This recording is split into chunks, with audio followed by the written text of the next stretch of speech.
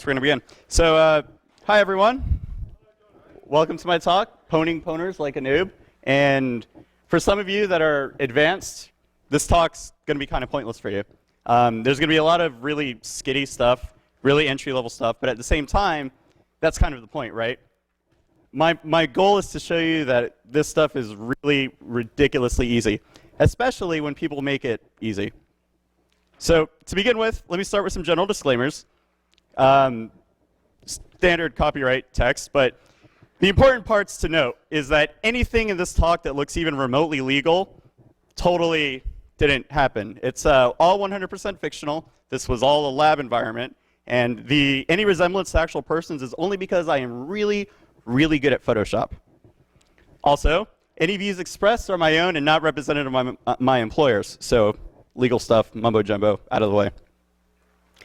So basically, I'm not going to present anything new, right? I'm not going to drop any Uber lead exploits. Well, okay, I take that back. I'm going to drop a 0-day. But when you see the 0-day, you're going to laugh because it's that bad.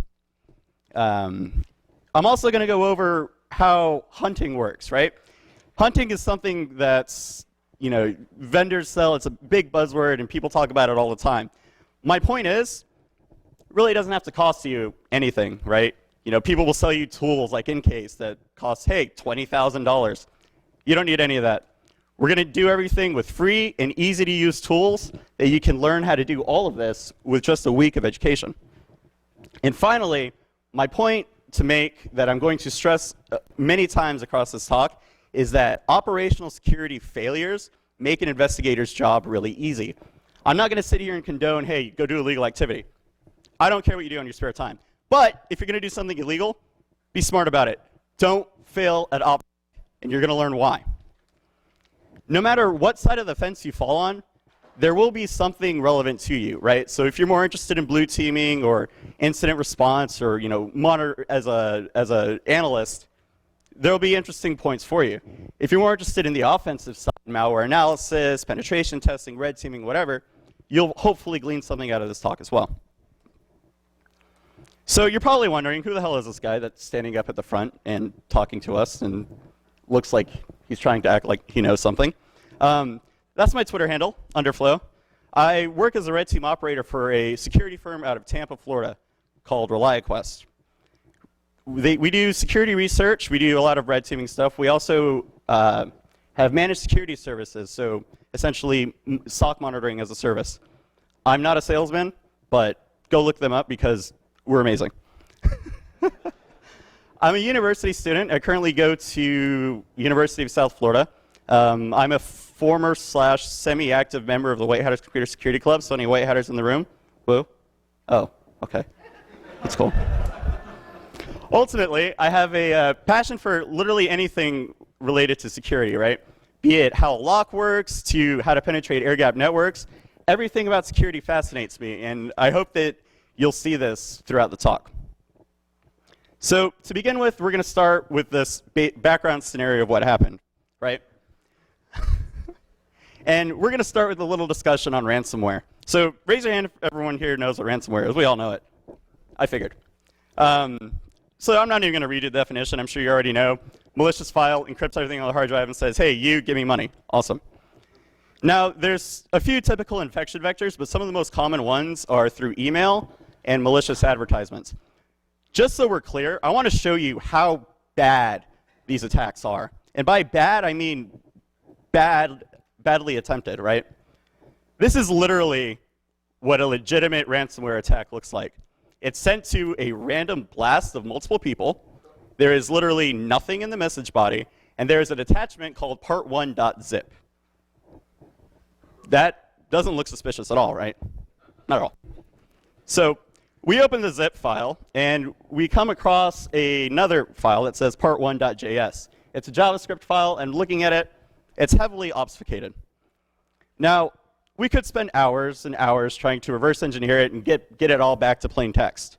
Does anyone have any ideas on what that process would be, how you go about doing it? It doesn't matter. I don't really care. My point is, I'm going to introduce to you the wonderful world of Google. That's it. Seriously. That's it. The first result is a utility that I love to use called JS Talks. And essentially, it's a malware analysis tool that uses static analysis, deobfuscation techniques, and execution featuring an HTML DOM emulation.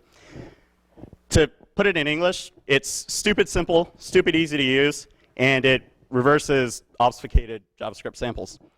Literally spend less than 30 minutes to set it up, and you will analyze any malicious piece of JavaScript in less than 30 seconds.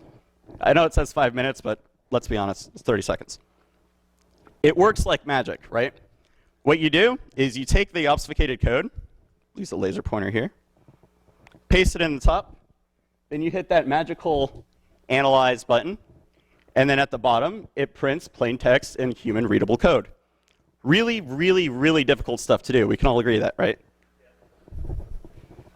So let's take a closer look. Well, let's take a closer look at what the URLs that are contained within this JavaScript file. So looking at that, what do we notice about these URLs? Can anyone just throw out some ideas? What do you see that's special about them? WordPress, that's right. And why do we love WordPress? Because WordPress sucks, and it's so easy to exploit. Anything else that we notice? What do they link to? Executable. And are they the same executable? Right on. So they all link to an executable, and they all and most of them have WordPress. So we'll keep that in the back of our heads. But realistically, at this point, we kind of come to a fork in the road, right? Do we focus on the executables, or do we focus on the websites?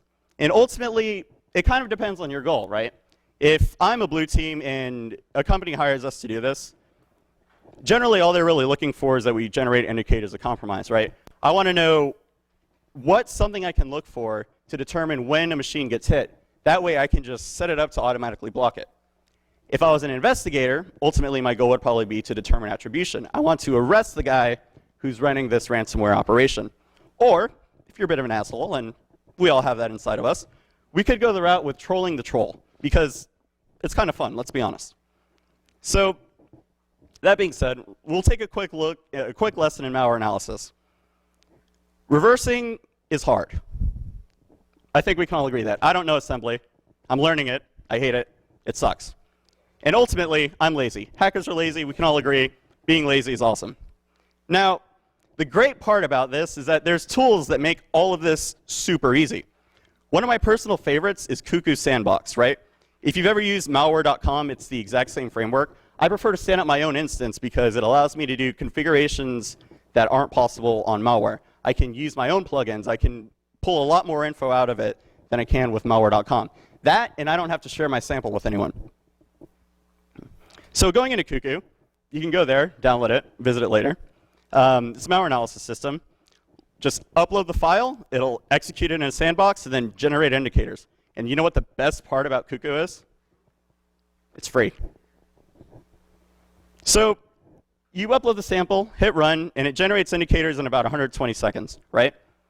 I don't know if you can really make it out there, but here you'll see all the URLs it's talked to, and then any HTTP communications is all nice and readable in plain text. So we'll take a closer look at one of the HTTP communications that it made to. So there's a website /misc.php ? And then the parameter is essentially just an encryption key that it uploads to the website. There's multiple websites, so there was some redundancy built into the sample, just to make sure that, hey, even if one of the websites went down, we can still get our ransomware out. That being said, what else did we find running this sample through Cuckoo? Obviously, it encrypts all the files on your hard drive. There's no surprise there. It's ransomware. It points you to a .onion server, which is located on Tor. So while we can see and visit the decryption server, ultimately, we have no idea where it's at. Because I'm not the NSA, and I'm not the FBI, and I'm not at Carnegie Mellon. So I don't have any way of decrypting the actual location of this Tor server. And each sample always does one thing first, which is checks the user's external IP address using the same site. And they all reach out to something.php on all of the dropper sites. So since we know that all the samples reach out into the same external IP check, and that's the first thing that they do, we can pretty much generate an indicator of compromise that says, if anything on your network visits this page, you should probably block it before you lose all your files. Fair enough? But now we're going to get to the fun part, right? The boring malware analysis part's over. We did the really lazy mode binary analysis because, again, we're lazy and we're constricted on time. So we'll start looking at the actual infrastructure behind all of the operations. Now, since we already know that most of the droppers use WordPress, something we could do is break out WP-scan. If you haven't used WP-scan before, it's really retardedly easy to use. / WP-scan -u URL -- enumerate VP VT. It'll pull up all the vulnerable plugins for that WordPress website. It'll pull up all the vulnerable themes for that WordPress website. And it'll even link you to the exploits. That's awesome, because again, I'm lazy. That being said, because I'm lazy, easier than that, right? I could literally just dirtbuster the sites looking for common web shells. And the logic behind that is most of the time these operations are ran on compromised sites. People are really bad at cleaning up after themselves, so they'll leave shells behind. Why not just use one of their shells? We could start looking for a simple English word .php. This is really easy to do with dirtbuster. Some common names are setup.php, which, oh, by the way, we found a file uploader. Awesome. Some other ones you could use, especially for WordPress sites, you always see wp-setup.php, another common shell. C99, everyone knows about. Plenty of other shells. But we're going to take that file uploader. We're going to go ahead and upload our own web shells. Thankfully, there's plenty of free resources online that you can use for shells. A personal favorite is, and I already forgot how to say the name, B374K. WSO, I see this one pretty common. It's all over the internet, widely used. But if you're using Kali, there's plenty inside user shell web shells. Here's pretty much what it looks like now that we've uploaded it on our website. Great. So we know all of the droppers reach out to a specific page to talk to the decryption server. So we're going to go ahead and take a closer look at this page. I don't know if you can see this here, but there's a variable that says $URL equals. I understand that I blacked it out, but that says .com at the end. .com, when originally the decryption server was .onion. It really shouldn't be this easy. It's completely useless if you link to the actual URL instead of linking to like a Tor gateway. Now I know where your server's at. Awesome. Poking around the websites, did we notice anything else? Aside from all having that same gateway dropper, whatever you want to call it, they all have a folder that says /cache and then some random string of characters. Looking closer, you could kind of tell that it's got something to do with spam. It's still not 100% sure what it is yet, right? But we're just going to go ahead and take a closer look. Only to find out, looking through the code, we noticed they obfuscated the location of the C2 server. Using what? strrot13.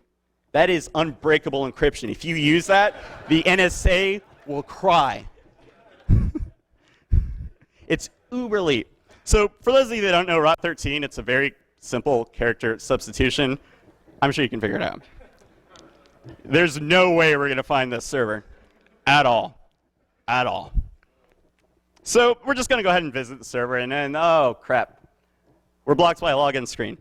Now, at this point, I still have no idea what's going to be behind this login screen, right? I could spend hours and hours and hours looking for vulnerability on the website, just crunching time away on burp or doing whatever. But again, I'm lazy, so we could just pop out Hydra and brute force the password. Now, you can do both of these at the same time, right? Run Hydra in the background and then start looking for vulnerabilities. The great and wonderful thing about Hydra is that the weakest link in security is the human element, and humans are, we'll all face it, everyone's a little bit stupid. So when your password is literally 121212, it takes 30 seconds to get into this. You should probably use a better password. Probably. So we get in, and this is what the panel looks like. Anyone here read Russian? You? That's it? I'm sorry, I don't read Russian. Most people don't. But hey.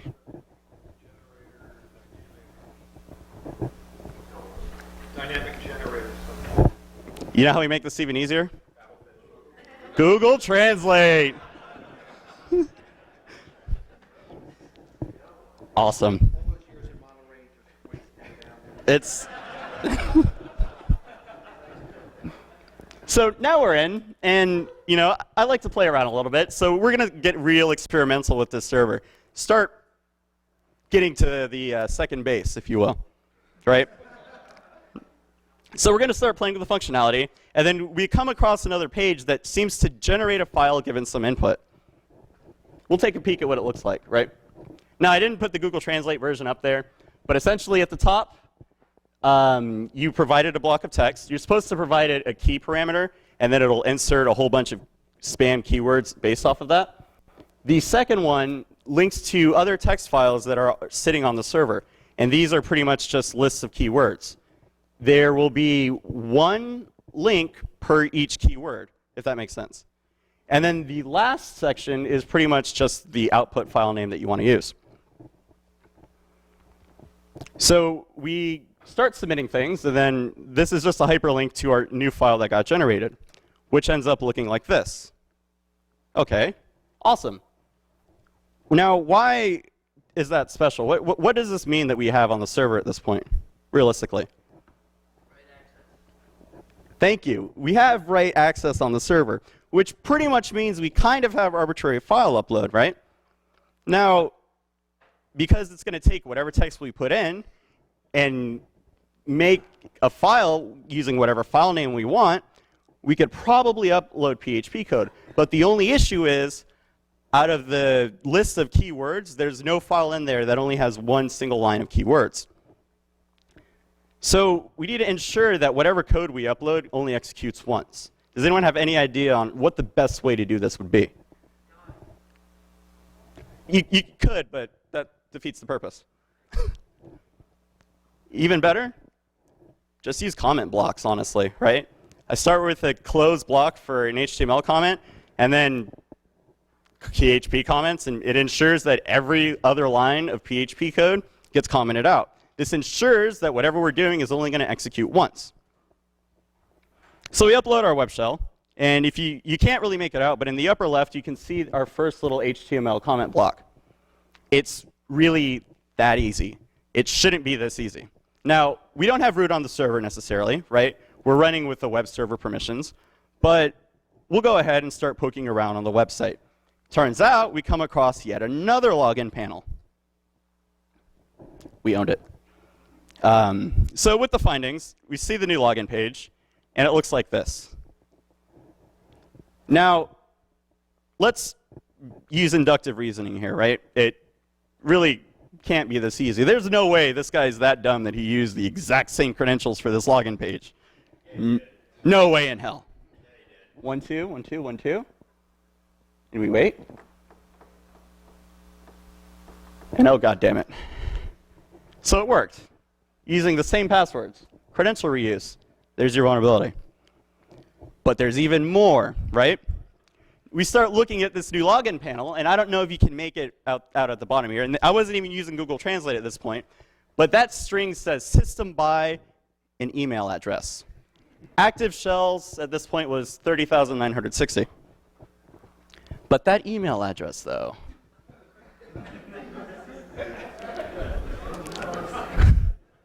We start looking around on the site.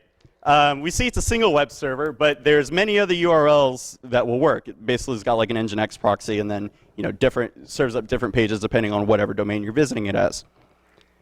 Turns out there's a bug tracker located at track.thec2domain.org. There's also a legitimate website running on this web server as well. And by legitimate, I legitimately mean legitimate. It's just a Russian car form that operates as a business. Now this is getting a lot more interesting. But we're going to go ahead and just take a peek at the bug tracker real quick. And unfortunately, 121212 didn't work in this case. But since we have access to the server, we could probably find a file that has hashes in them, which we did, right? There's an APR hash. Now, the thing with hashes is that if I don't have a word list that has a password in it, there's no way I'm going to get into this. And since I'm not root, I can't edit the hash. Regardless, we're going to try our hand at cracking it. There's a great utility I use, Hashcat. If you have a powerful enough video card, you can use OCL Hashcat or CUDA Hashcat, depending if AMD or NVIDIA. The fact that I have a 980 GTX does not hurt at all. So ran it through a word list, and the admin password ended up to be bangq2w3easd. That at first looks like a secure password, right? If you have a keyboard in front of you, look at the password. It's just a hand pattern. There's plenty of word lists out there that take stuff like this into effect, right? So you just pull some of these word lists down, try it against the hash, and then you're magically in. So now that we're in the bug tracker, and this is ran through Google Translate, we start looking around, and it's the actual bug tracker to that legitimate Carform website. The thing that I found interesting was we came across this part here that says team or engineer statistics. Now, I don't know if you can tell, but this right here has a name associated with it. Sergey, our homeboy Sergey, as I like to refer to him as. That email address, oh yeah, that's the same email address we just saw earlier. Which kind of brings me to my next point, right, about attribution. Attribution is supposed to be really, really difficult. The NSA uses a technique they like to call third-party collection. And what that essentially means is that they log in and they find botnets on the internet, they take those botnets over, and then they put their own botnet hidden on that server. The reason for that is if their operation ever gets compromised, attribution is shifted from the NSA to whatever guy is running that botnet, right? The whole goal is that I'm placing the blame on someone else. That, again, if done correctly, attribution is supposed to be very difficult. The only issue is if you want to feel elite and you want to let your ego get in the way, and then you put your email associated with things, or you're running illegal stuff at the same time as legal stuff that you have your name associated with, that's just a major OPSEC fail. Going back, we see system by blackhat.live.com, and then our homeboy Sergey, and his email address, which is the same email address. Now, that's not solid proof at all, right? We're getting close, but it could just be the same kind of case. But at this point, Sergey guy is, he's possibly associated with a legitimate website and the spam operation. So we're going to talk about open source intelligence with Google. It's really hard to do this. All I had to do was take Sergey and Google his email address. Very difficult. This takes us to another website, another Russian Carform, which gives us, drum roll please, anyone? Yes. Hey, I know what Sergey looks like now, right? He's got a girlfriend. Apparently he drives a BMW E3. He lives in the city is given here, but he lives in the Ukraine. Oh, and I have his last name now. Okay, we're getting somewhere. So back on open source intelligence, now we have additional data points we can use, right? So we're going to do a little bit more OSINT. And can you guess what I did?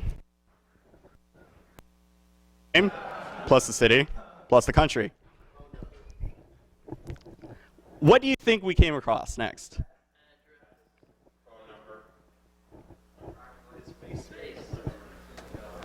VK. So VK is quite literally a Russian version of Facebook, right?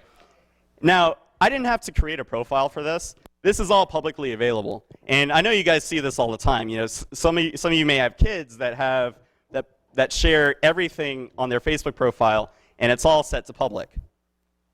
Looking at the photo, you could tell he was probably a little cold in there, but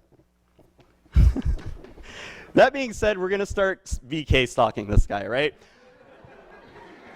I want to see everything that he's posted to this website because he doesn't have the foresight to make anything private. So the first thing I come across is, yeah.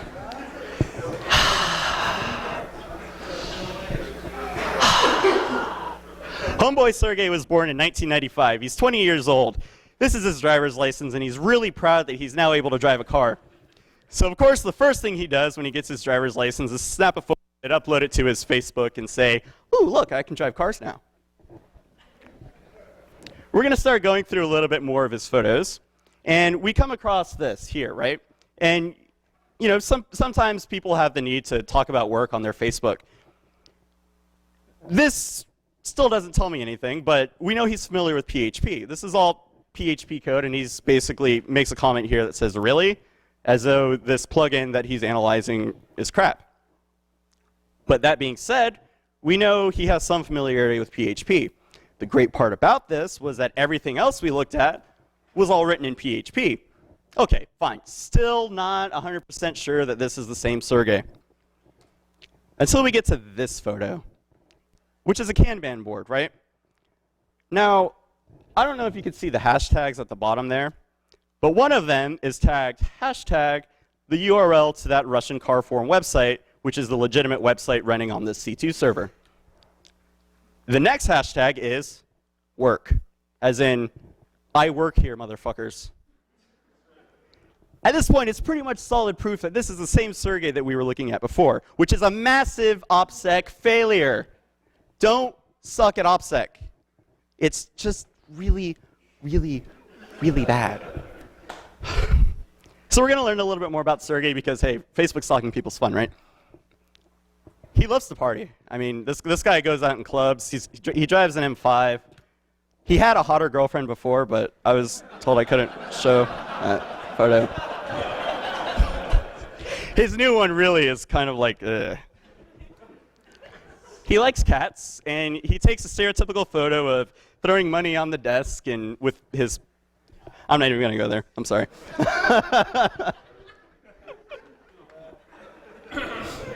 So the best part was what he dressed up for is Halloween. The smiley faces just make it more creepy. I'm sorry.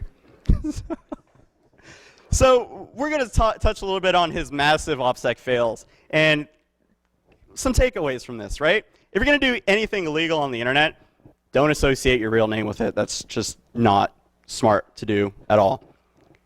Grug always gives a great piece of advice. Use a different handle for every different operation that you're going to be doing, right? This has caused so many fails. LulzSec is a great example. You hack the CIA. You hack the CIA's website, right? But you never change your handles. So the next hacks that you're doing, and you're still claiming, oh, this is under the banner of LulzSec, or this is under the banner of Sabu, or whatever, you can kind of start doing pattern-based analysis based off of what with this hack was similar to this hack, since we know that the same individual was performing it. Also, you probably shouldn't run malware on your work server. That's like, come on now. And stronger passwords. I mean, there's things out there. KeyPass, LastPass. Just, why? Why? My point was, doing this was extremely cheap, right? And the hacking was laughable. Ridiculously easy. None of it was hard. You can legitimately learn how to do any of this in a week, and I guarantee that goes for every single person in this room. The best part was, everything was 100% open source and free. That being said, here's my contact info. You can contact me on Jabber. If you hit me on Jabber, please use OTR. There's my fingerprint. You can follow me on Twitter. That's my Twitter handle. And here are some resources that you can use. So as far as offensive tools, Kali Linux usually has a lot of really good stuff. There's other things hidden on the repository. But realistically, the best tool in any hacker's toolbox is Google. I'd be out of a job if it wasn't for Google. You can pretty much get anything that you need on Google. As far as investigation tools go, guess what the first one is? Google. Cuckoo Sandbox, again, makes this ridiculously easy. JS Detox for deobfuscating JavaScript. And as far as OPSEC goes, I will really praise Grug. He does a fantastic job at making suggestions or doing analysis on OPSEC failures. Read his blog posts, follow his Twitter, and just absorb the information that he puts out there because it is really good. Now, if you need a new identity, and as far as identity, make shell accounts, right, for different operations, use fakenamegenerator.com. It provides you so much info that you have to do literally no thinking. You hit go, and it'll give you a name, it'll give you an address, it'll give you a fake social security number, it'll give you an entire identity that you can build shell accounts based around. The last resource I'm going to talk about is Hemingway app. And the reason I talk about this is something that's called like language analysis, right? So if I write a piece of code, I tend to have my own personal unique writing style. As I write more and more code, or as I write more and more malware, even if I go and take into account, I'm using different handles, I'm using different infrastructure, if the writing pattern is still the same, that's still something that an investigator can use. So take a block of text, upload it to Hemingway app, and the whole goal of it is to make a block of text simpler, so easy a fifth grader could read it, right? Which essentially will change your writing style entirely. You can write however you want, upload it, change the code, or change the text around, and suddenly it's no longer the same sort of style that you use. Does that make sense? So that's pretty much all I have. If anyone has any questions, hey, we have plenty of time for questions. Mention fakenamegenerator.com. What are the legalities associated with that of? Nothing illegal. I mean, it's literally nothing illegal. It's not like it's going to give you a real identity or anything. It's just a block of text. Oh, I'm sorry. So the question was, what were the legalities associated with fake name generator?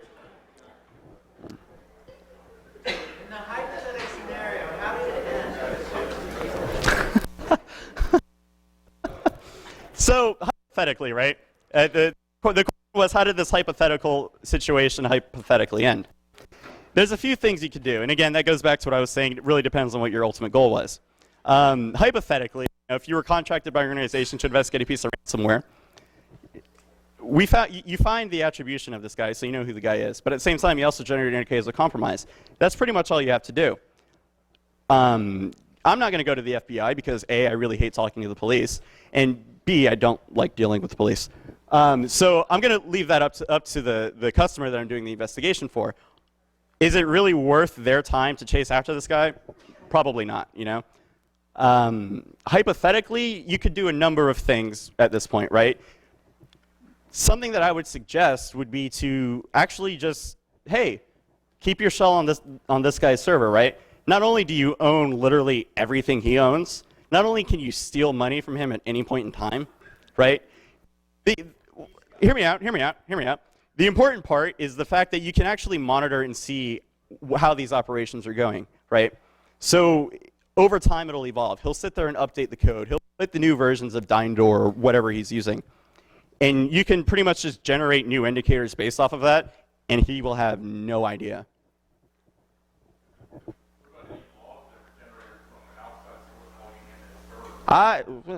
It's hypothetical. I don't know. As far as the laws that are going on from getting into an outside server, again, hypothetical situation, doesn't matter.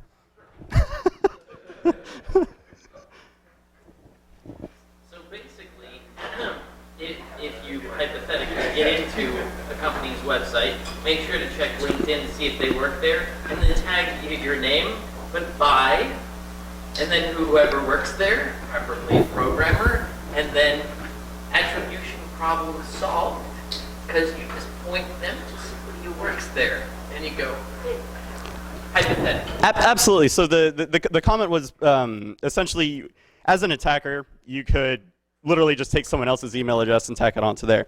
Sure, yes, that's completely true. And again, that goes back to what I was saying. Attribution is hard, and that's something you certainly should do. But that didn't happen in this case. So, hypothetically. So, from the, everybody's got a little bit of asshole in them. Yes. In the hypothetical scenario, was there ever any thought given to basically loading ransomware on the web server and then giving them a taste? I'm sorry. Absolutely. Absolutely. Absolutely. So the question was, hypothetically, would it be hypothetically possible to upload ransomware and encrypt everything on the server? And hypothetically, I may have hypothetically thought of taking that same malware sample and encrypting all his files using his own ransomware, because that's just hilarious, right? Hypothetically. Any further questions? All right, this has been owning owners like a noob.